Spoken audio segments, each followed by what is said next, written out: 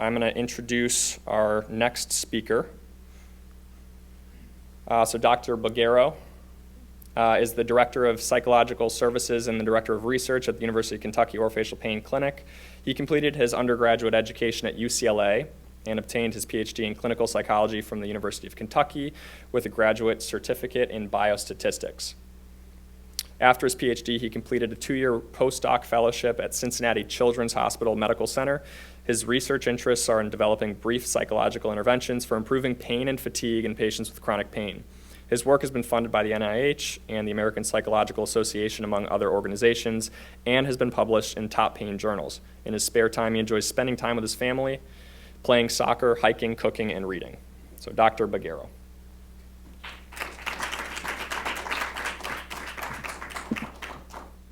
Thank you very much for that introduction. It's my pleasure to be here today. My name is Dr. Ian Boggero, and unlike most of the people who you've heard from probably so far, I am not a dentist. I'm a clinical psychologist by training.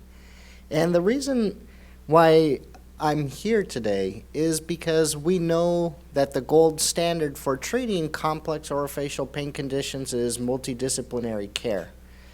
But there's an obstacle to that in that we don't always know what all the other disciplines really do.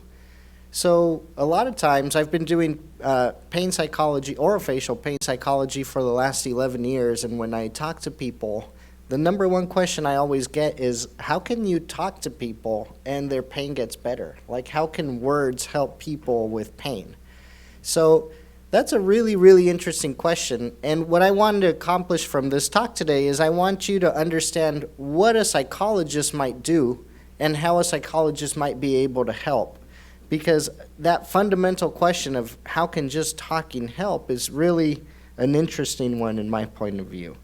So I want to start off that by saying that when you see a patient with pain, a lot of the times they're seeing you as a dental provider or they're coming to you as a medical provider and they're saying, I have something going on in my jaw, right? It's tightness, it's fatigue, and they're describing these as very physiological symptoms because they are very physiological symptoms.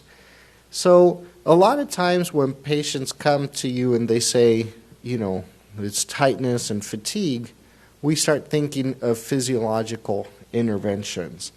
But if we take a step back, there's a whole host of behavioral components that may be influencing some of these very physiological symptoms. So we see a lot, like Dr. Peck mentioned, a lot of clenching, grinding, this feeling that's always on the go.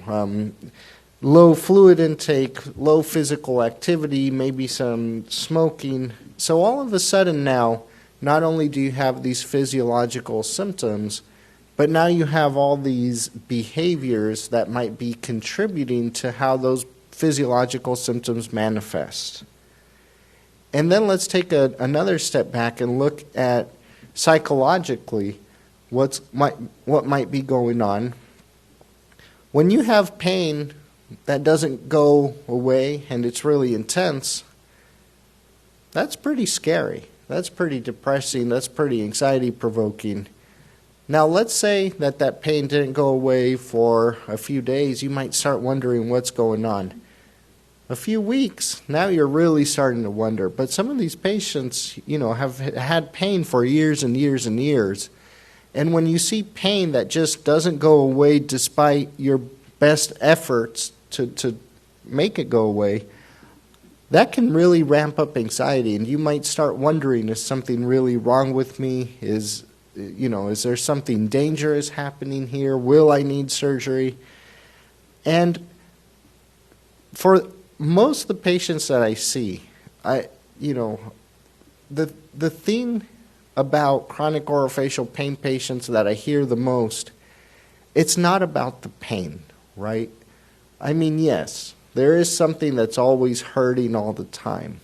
But when you talk to patients, it's not the act of physical pain that's really distressing. It's the fact that because they have this pain, now they can't live their life the way they want to live it, right?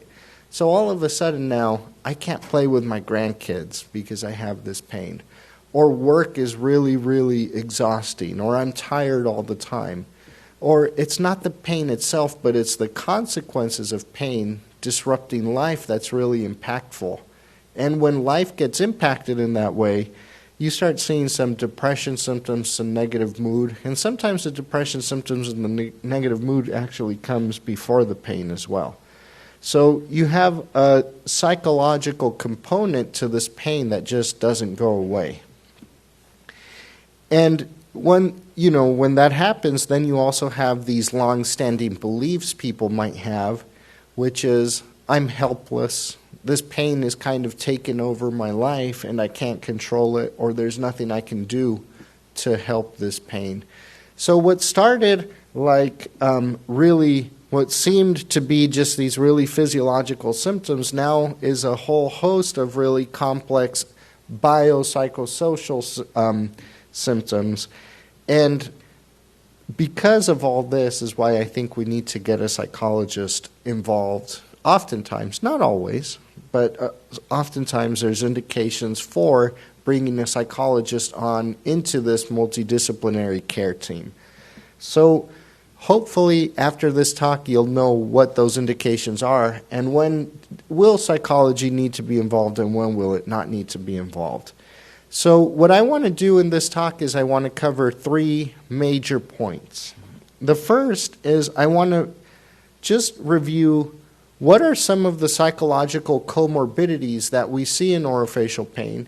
And when I'm working with a patient, right, if you're a dental provider working with a patient, what are the things you might look for to make you think, what are the symptoms you might look for to make you think, okay, maybe we do need to get psych involved with this patient? So I'll talk about some of the comorbidities, and again, I'm not going to give a whole abnormal psychology lecture, but I'm just going to cover some of the major, condition in each group of conditions that I'll talk about. Once I identify the comorbidities, then I think the next important question is, what's a psychologist going to be able to do? So let's say I do have a patient who does have depression or does have anxiety. What can a psychologist do about that, and how can a psychologist help me on my team as I treat this patient from a multidisciplinary perspective? And then, if we have time, which I think we will, at the end, I'll talk about 2 very brief psychological interventions that we're doing in our clinic. So I'm the Director of Psychological Services at the Orofacial Pain Clinic, and I have at any point in time, I have 2 to 4 PhD psychology students working under my supervision. And in that clinic, we deliver very brief psychological interventions to patients. And I'll tell you about what they are and how we deliver them. And the really cool thing about these 2 interventions, which I'll talk about, is that they're interventions that have been specifically designed for orofacial pain populations for use by trained non-psychological providers. So if you're a trained dentist, as long as you have the appropriate training, you can do these interventions. You don't have to be a psychologist necessarily to deliver some of these more brief interventions in the way you probably should have some psychological training if you want some more extensive interventions, which I'll talk about.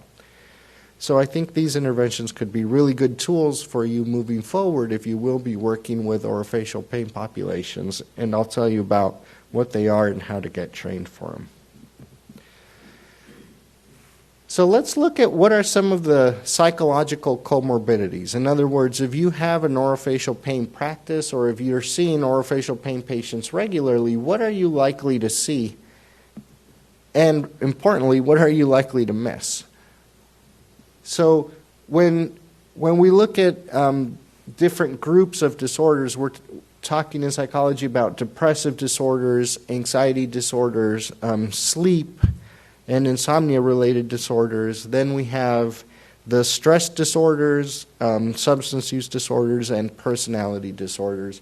These are just some groups of conditions. None of these are conditions in and of themselves, but rather groups of different conditions. And there's a lot more groups in this. These are just some of the 6 most common ones that we see or that I see when I'm seeing patients in orofacial pain. And just for the sake of time, I'm going to focus on really the first four. I'm not going to talk too much about substance abuse or personality disorders today. So within each of these groups, I want to highlight the most common specific disorder within them. And when we're talking about depressive disorders, by far the most common one that we see in an orofacial pain clinic is what we call major depressive disorder, or MDD for short. And when I say major depressive disorder, this is probably what most people mean when they use the word depression, right? This is colloquially kind of similar to what people mean when they say depression. But what I want to highlight is that depression is not just feeling sad all the time. And I think a lot of people, a lot of non-psychologists, just because of the way it's been portrayed in the media and such, think that depression is just feeling sad. But really, depression can look very different, and it can have very many symptoms in different people. So from a psychological perspective, in order to diagnose major depressive disorder, all we would look for is 5 or more of the following symptoms present for at least a 2-week period. It's often longer than a 2-week period.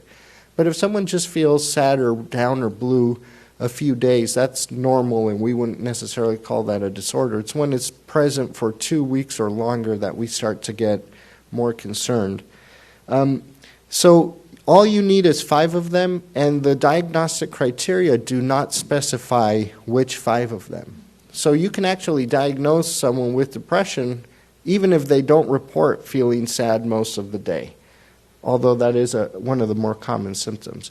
So what's really interesting about these symptoms as well is that some of them are opposites of each other. So if someone says that they're sleeping too much and another patient says that they're sleeping too little, it's not intuitive that those patients with the totally opposite symptom would have the same condition. But that's what we see with depression, is that you can have depression whether you have very high or very low of some of these symptoms. So whenever you see 5 or more of these, I think that would be an indication to think about what to do next. And the reason why I think it's important to think about what to do next is because we know from a body of evidence, first, that depression is very common in chronic pain conditions. This confidence interval this prevalence estimate that I found is not the most helpful because it's basically from like nobody to everybody, but that's what's in the literature at least, and I think it's closer to the 40% from other estimates I've seen. But it's really strongly correlated. Depression is very strongly correlated with pain intensity, and even more strongly correlated with how interfering or how disabling that pain might be. So if you have 2 patients with the exact same orofacial pain diagnoses and same pain intensity, and one of them has depression and the other doesn't, the patient with depression is more likely to report things like pain-related impairment with daily activities and poorer functioning. So all of that's important to know, but the third point here is really the key one, I think, which is that we know from a number of studies that if we're able to take a pain patient with depression and we're able to successfully treat depression, or we're able to successfully manage depression in some way, that will not only improve their quality of life, which it does, but it may also reduce the pain intensity.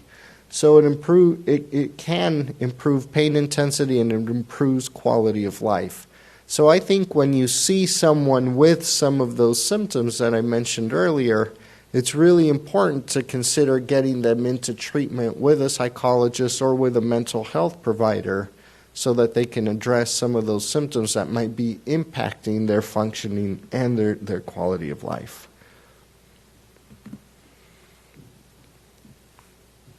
So with the next group of disorders, And again, depression is just one of the many types of depressive disorders. I don't have time to go into all of them, but I'm just going over the most common ones here. Now, when it comes to anxiety disorders, again, they're pretty prevalent in chronic orofacial pain. And if we look at orofacial pain populations, the most common anxiety disorder is something that we call generalized anxiety disorder, or GAD for short. And generalized anxiety disorder is characterized or is defined, diagnosed by excessive worry about a variety of topics, events, or activities, more often than not for at least 6 months. So the key word here is excessive, okay? Because when I read this definition, or when I give this talk and other people read this definition, my tendency is to think, oh my gosh, that's totally me. I worry about everything, right? And I think most people do. I mean, worrying is fairly common. You know, you might wonder if you left the oven on, or if you close your garage door, or how your kids are doing. Worrying is just a normal part of human experience, and we don't necessarily consider worrying a disorder unless that worry is so excessive. And when I say, how do we define excessive? That's tricky, but I would say clinically, I would define excessive by the level of impairment. So if it's excessive enough that people are actually changing their behavior as a result of the worry, or they're avoiding activities because the stress or the anxiety of doing that activity would be too great, if it's actually impacting functioning in a significant way, that would be how clinically we would think about whether it's excessive or not.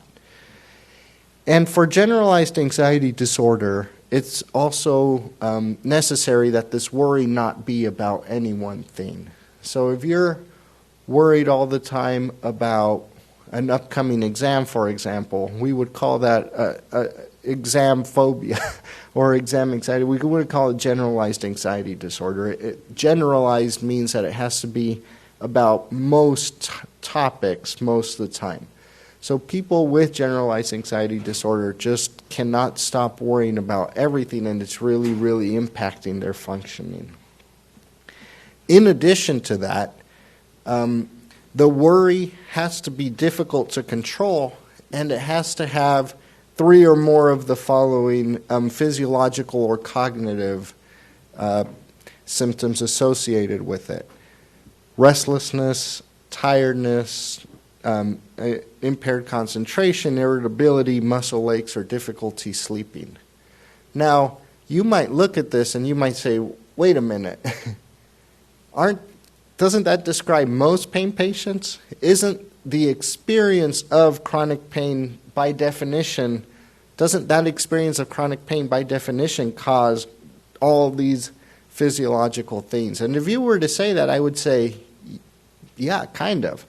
So I think that that's probably why anxiety disorder is so prevalent in chronic pain conditions, is because I think we're using some of the same criteria to define both, right? So there's some criteria contamination there.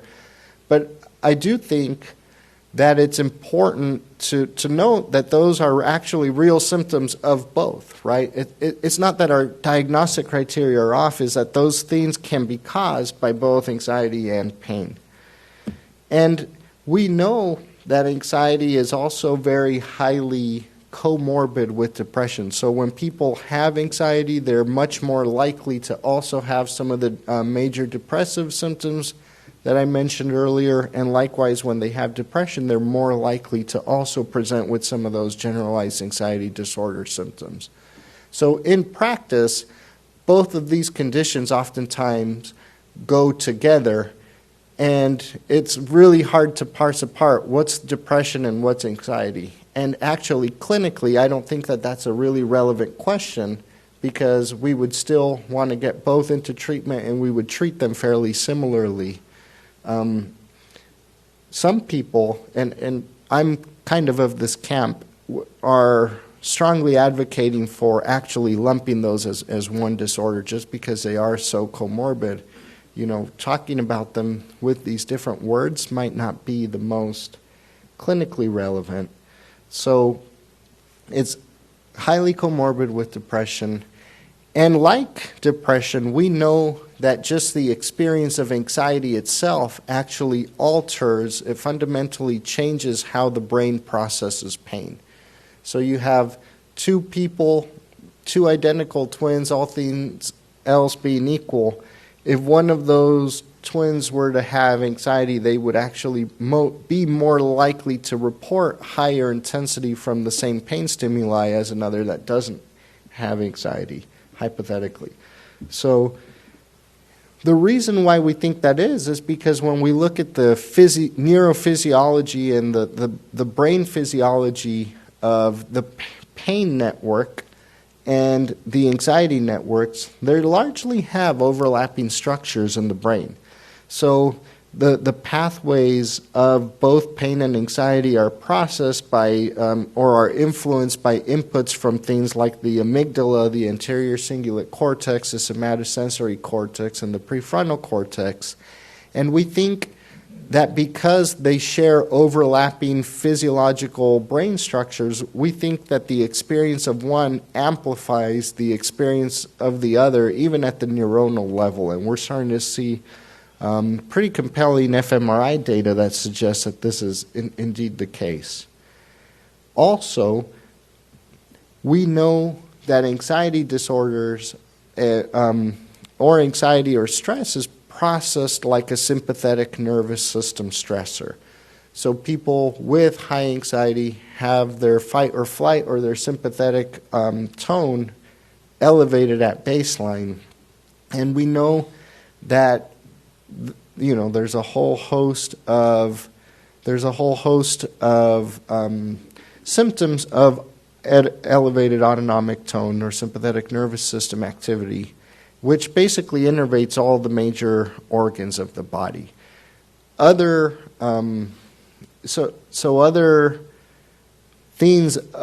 characteristics of sympathetic nervous system activity which are not shown here also include things like elevated muscle tone at baseline, rapid breathing, and all of that can contribute not only to anxiety, but it also contribute to how people actually experience pain. And when you look at pain, if you were to take healthy people and bring them into the lab and administer pain to those people, either have them put their hand in cold water or have them do a thermal stimuli, pain itself is a stressor physiologically. So pain will elevate the sympathetic tone, anxiety will elevate sympathetic tone, and elevated sympathetic tone elevates anxiety and pain. So it's kind of a cycle. And when you have a patient with chronic pain who does have a long history of this pain condition, then it kind of becomes a chicken and the egg issue of what started what. And really, you really can't probably ever tell that apart. It's just not, I guess the question wouldn't be what started what, but it's how do we lower this cycle that's going on right now. One more thing I want to highlight about this slide, which I think is really interesting for orofacial pain providers, is that we're learning more and more, and if you've come to this meeting, you've heard some talks about this in previous years, and I think some talks this year, about the sympathetic influences on the intestinal tract. And we know that there's a whole host of GI influences of sympathetic nervous system activity. And a lot of times clinically, you'll hear patients report to you in their medical checklist that they have IBS or irritable bowel syndrome. You'll hear that over and over again. And there's an argument to be made that IBS should really be considered an anxiety disorder. I could talk to you more about that.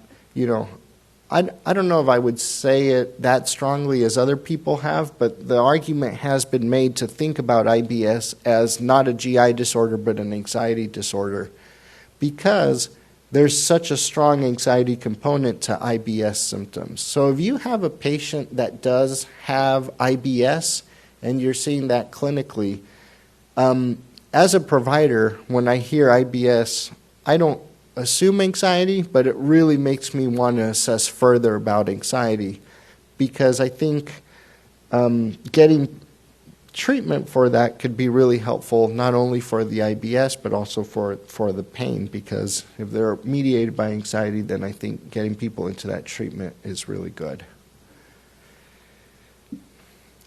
So I want to go now to the third group of disorders, which are the sleep-related disorders, with the most kind of the keynote disorder in that group being primary insomnia. And this is something, so I've been doing pain psychology for the last 11 years, and I think the last 5 I've been so fascinated by sleep clinically. We see insomnia almost as a rule rather than an exception in some orofacial pain conditions. And when I'm using the word insomnia, I'm saying at least one of the following: difficulty initiating sleep, maintaining sleep, or early morning wakening. And that's at least 3 nights a week for at least 3 months, and it's not due to another medical condition or sleep disorder. And really important, it's not explained by it can't be because people don't have the opportunity to sleep, right? So if someone is a night shift worker, for example, or they're a nurse working off schedules and they just don't have the time to sleep, we wouldn't necessarily think of insomnia. Insomnia, we would think of when people have everything they need to sleep, but they just can't get good sleep. So the reason why I'm getting so interested in this is because they are so common in orofacial pain, and they predict, poor sleep predicts poor pain outcomes, leading to a cycle of sleeplessness and pain. We're starting to really understand that sleep is not just a waste of time, as some people think it is. There's a lot of really important things that happen physiologically when people are asleep. And it's been my experience since I've started treating sleep clinically that if you can get people sleeping well, their quality of life goes way up. And that's what the evidence is also showing. So they've done several meta-analyses of treating sleep in chronic pain conditions and actually in chronic orofacial pain conditions specifically.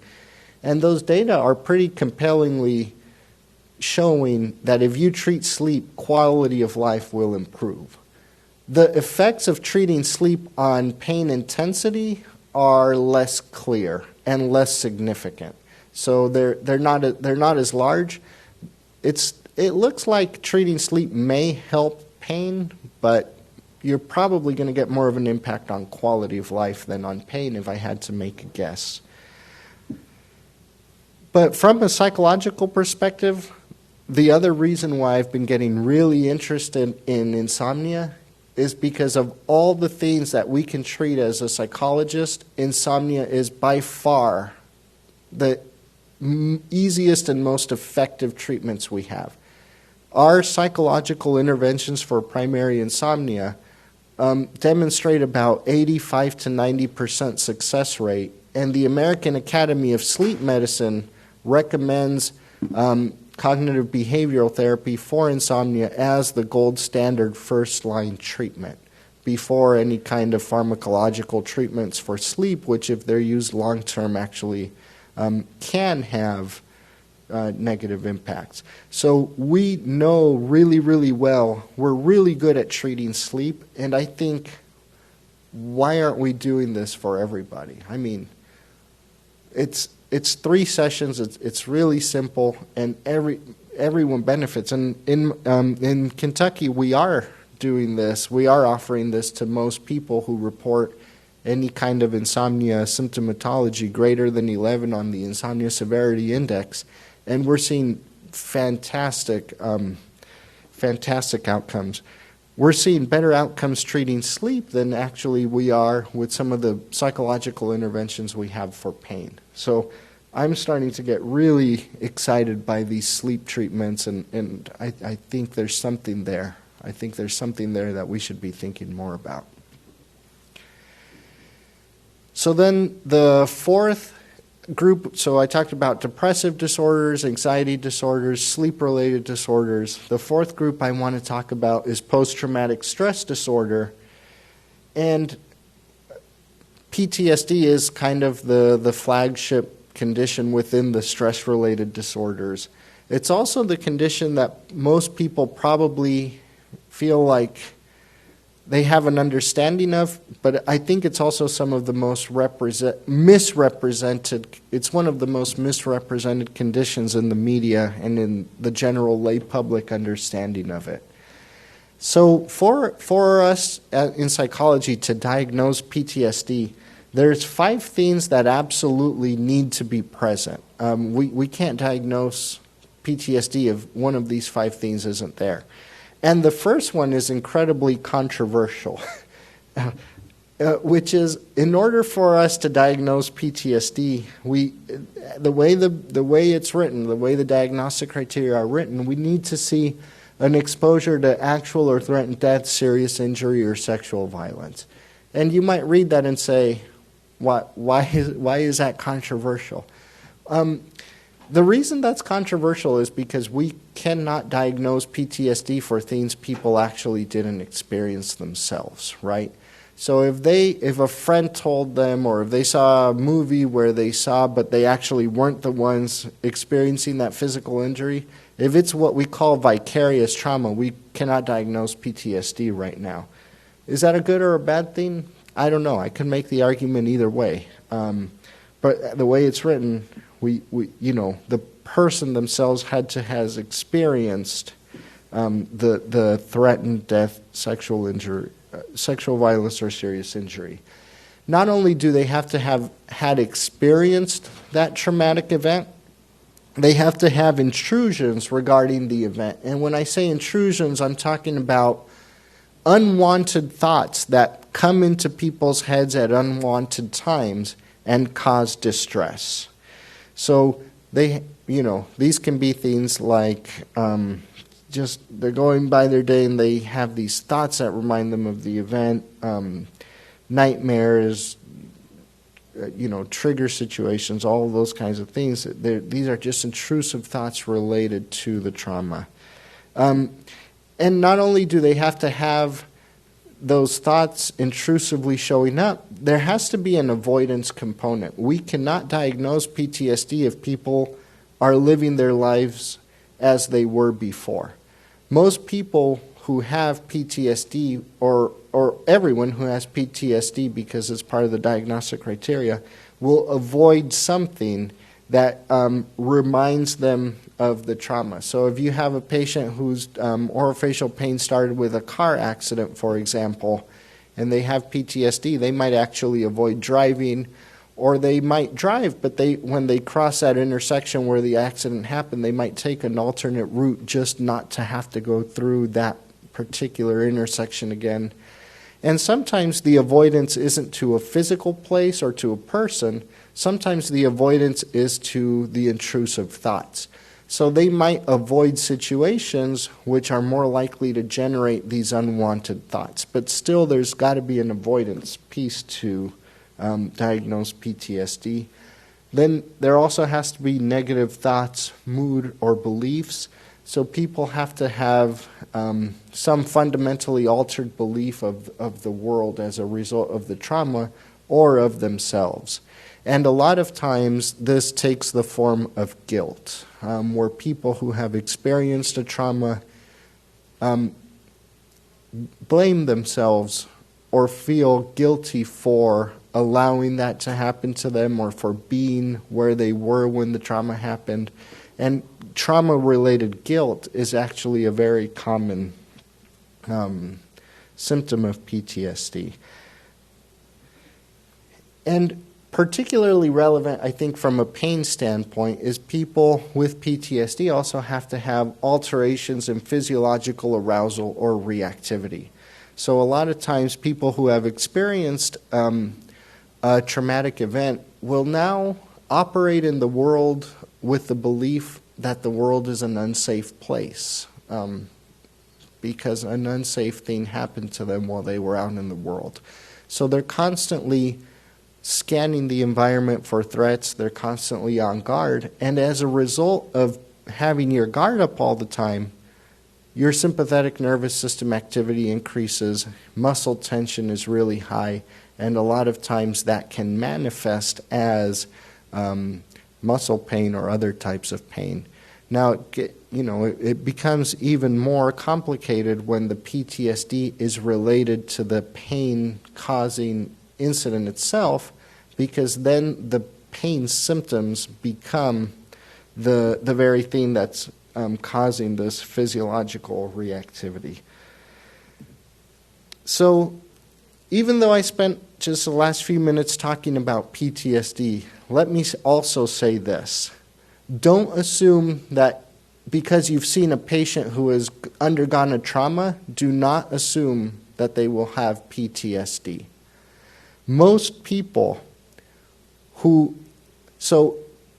approximately 85% of people, I think it's like 84.6% of people, at some point in their life will experience a traumatic event that would be considered one of those traumatic events I described. It's very common for people to experience trauma. Most of us have, or most of us will. Even for the most intense traumas there are, only 29% of people go on to develop PTSD. So most people are incredibly resilient to most traumas. Not to say that they don't have some of these symptoms. In fact, up to 3 to 6 months following an event, it's very common that people will have several of these symptoms and that they might be intense. But over time, those symptoms in most people will diminish over time, and they will not meet full criteria for PTSD. And I'm talking, I did a year at the VA in the inpatient PTSD and substance abuse unit. I'm talking even the most intense traumas you can imagine, combat exposure, military sexual violence. Only about 29% experience PTSD. So people do not necessarily meet criteria for PTSD just because they've been trauma exposed. That's just not true, okay? So now that I've talked about those psychological comorbidities, I want to talk next about what are some of the things we as a psychologist can do to treat not only the psychological comorbidities. I mean, it makes sense that a psychologist would be able to treat depression and anxiety and PTSD and sleep, but what can we do for a pain patient above and beyond treating those things that we know can help with pain? So there's different types of interventions that think of interventions as like tools in our psychologist toolbox. So there's different types of tools that we have available for us. And most of these tools, the way they're practiced now, require anywhere between 8 and 15 sessions. Very rare, it used to be the case with the psychodynamic approach to psychology that people would go to therapy and they'd stay in therapy for years and years at a time, and they would, lay on a couch and the psychologist would say, "Tell me about your childhood," and, like you see in the movies. That's not the case anymore. Most psychologists now have really time-structured interventions, and the reason is we know that the most bang for the buck from seeing a psychologist comes within the first 5 to 6 sessions. After that, there's little value added from additional sessions for most treatments, for most conditions. So a lot of these, 8 to 15 sessions also includes about 2 to 3 sessions of information gathering at the beginning, so we're talking like 5 treatment sessions. These are fairly time-limited techniques that we have nowadays.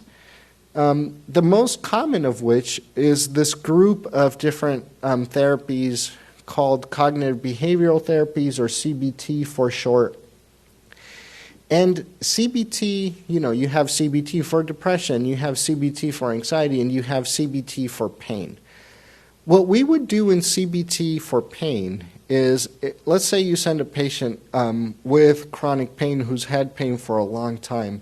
Most likely that patient has started to have some kind of fear of their pain, some avoidance of behaviors due to their pain, and some maladaptive thoughts about what their pain means for them and doesn't mean for them. And I'm saying maladaptive carefully because they are just that. They're maladaptive. It does not mean that they're not true. Maybe they are true, but sometimes even true things might not be super adaptive to live by, right? So we're not looking, is this true or not? We're looking, is this adaptive for you to believe this or not, right?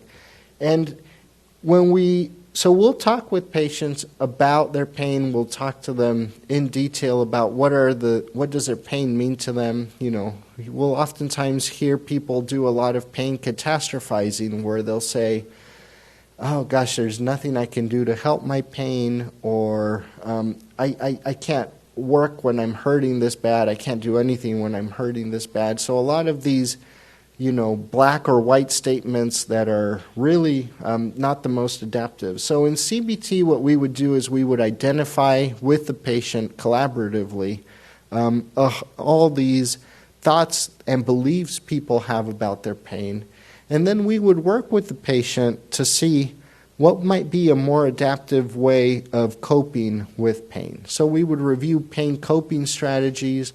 We would introduce relaxation strategies to try to reduce sympathetic nervous system activity. We would do a whole host of interventions to try not to take the pain away. I don't think CBT can take pain away, but it can help people successfully live with pain by engaging in more adaptive coping strategies that will lead to the goal of improving quality of life. Most of these psychological therapies are to improve quality of life more than to take the pain away, although sometimes there is literature support for pain decreasing when we successfully do these treatments, or when we treat anxiety or depression or things like that. Similar to CBT, we also have this group of therapies called acceptance and commitment therapies. And a lot of times we use ACT for conditions that are really unlikely to change. So I'm thinking of some really long-lasting and refractory neuropathic type pain conditions. They've tried all the medications, they've tried everything they can, and the pain just hasn't gone away. A lot of times when there's nothing else left to try, they'll refer patients to me for ACT. And in ACT, we start with the fact that the pain at this point is unlikely to change.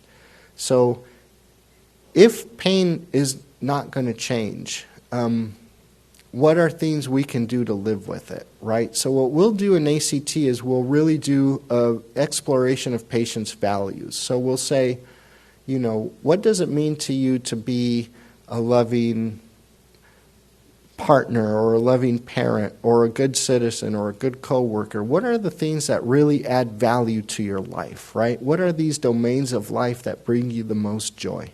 Is it parenthood? All of these domains, and we'll list them, and then we'll go through and we'll say, even if you have a 9 out of 10 pain or a 10 out of 10 pain all the time, how can we still find joy from these activities? And we'll go over strategies in each domain to help people really find joy and value despite the fact that they have pain that won't change. And talking through this with patients can be really, really helpful, really, really beneficial. And people report that, their pain might not change, but they have more enjoyment of life. And what I hear patients say all the time is it feels like I've gotten my life back, because it felt to me like the pain was taking my life away, or that pain was living my life instead of me living my life, and this kind of gave me my life back. So we also have things like mindfulness-based therapies, hypnotherapy for pain, which actually it has very strong research support. They just did a meta-analysis of 85 studies showing that hypnosis can be a really effective technique for managing pain. And we have other therapies that I don't want to talk about. So in our clinic, I'm trained to do all of these, and a pain psychologist who's in private practice likely will have all these tools at their disposal. So I think, and these are the pain-specific treatments, right? This is in addition to treatments specific for depression, specific for anxiety, which is like, that's kind of would be the psychologist's bread and butter. So they would be able to do all of those things, plus they have these specific tools for chronic pain specifically. And I think all this is great. I very often recommend people to these, to pain psychologists or to clinical psychologists.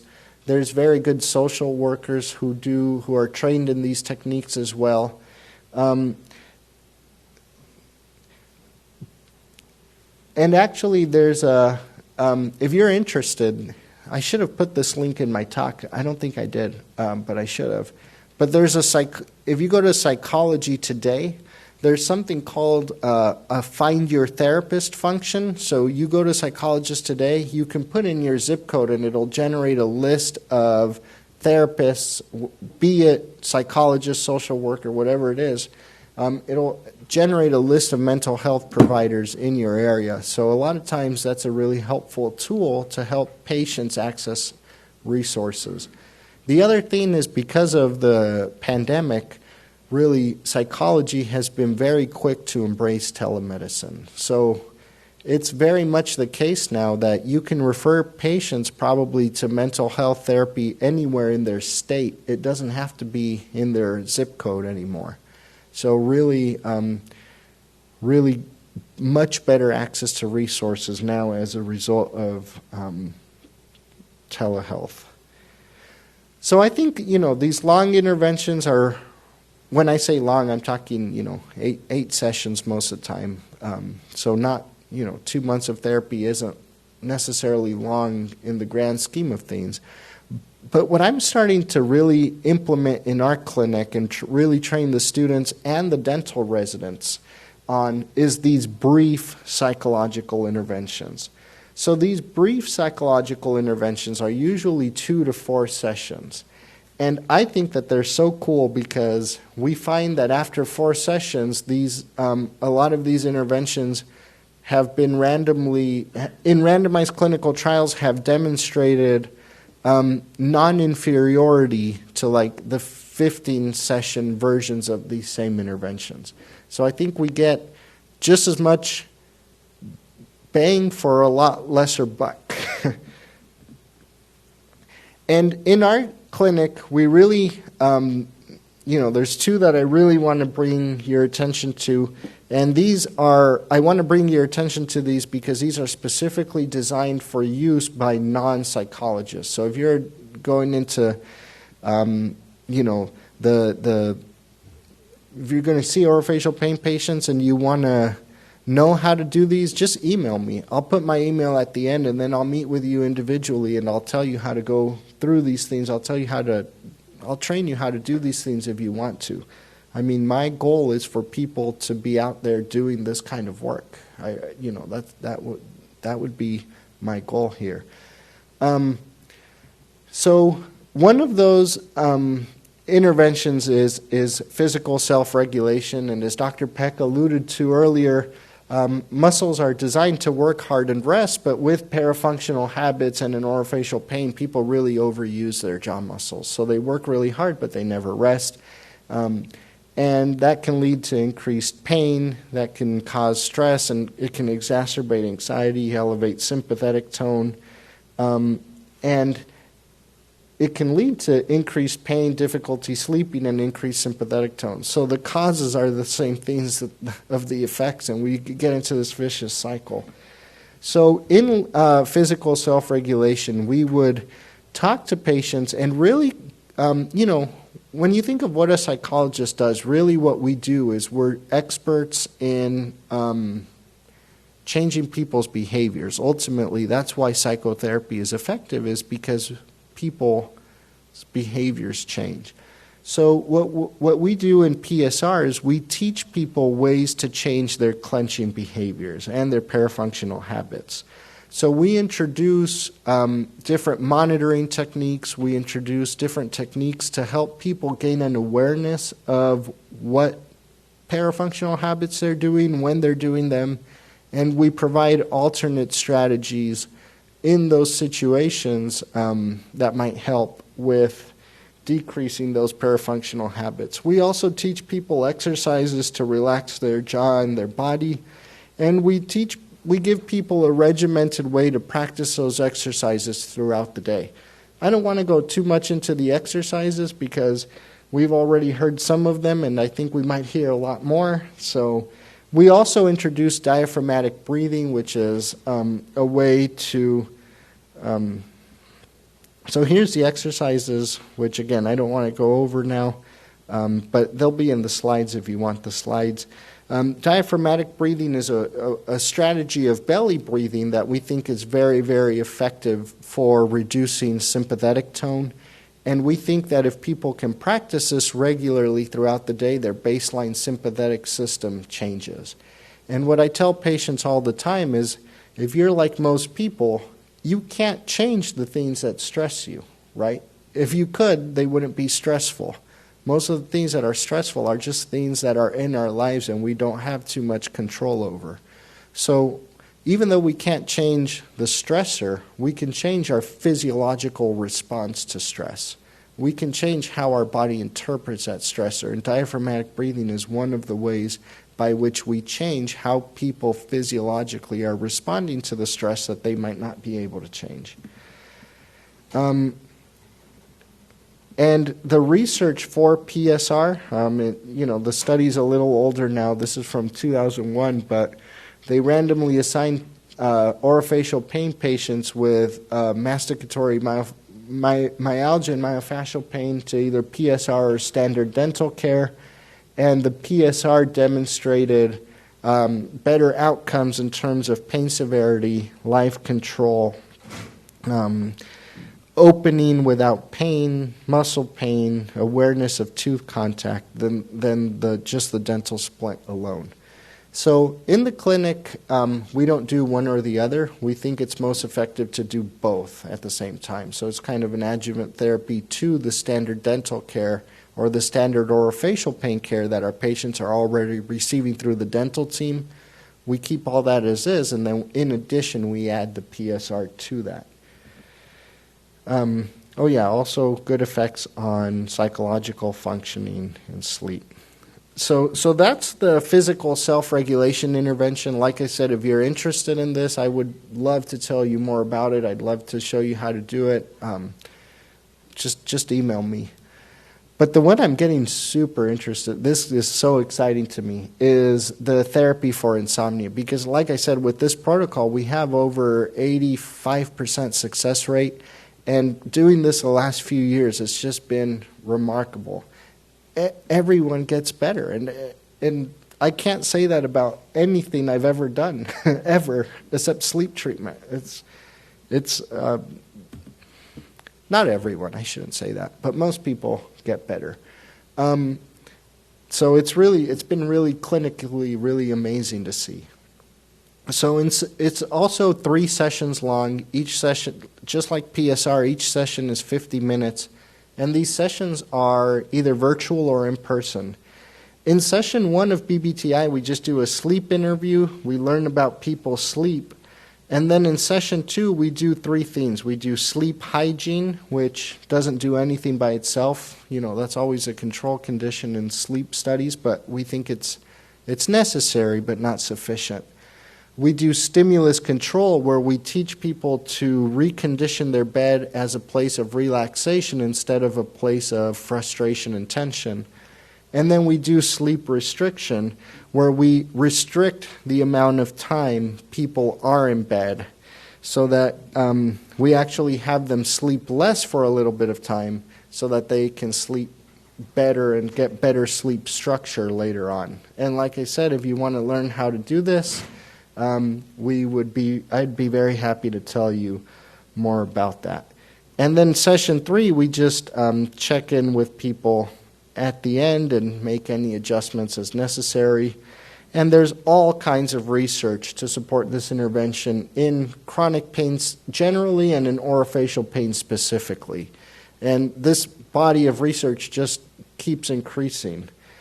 So in summary, orofacial pain feels like a physiological problem, and it is, but there's also a psychological component. And I think bringing a psychologist on board or learning some of these brief interventions can be really effective to producing the best care. And just, jot down my email if you want to learn more about this. I'd be happy to meet with you individually to do this. So thank you so much, and thank you for your time and attention. And I think we now have a break, and 10:40. We'll see you back here. I'll be here during the break if you want to talk one-on-one as well. Thank you so much.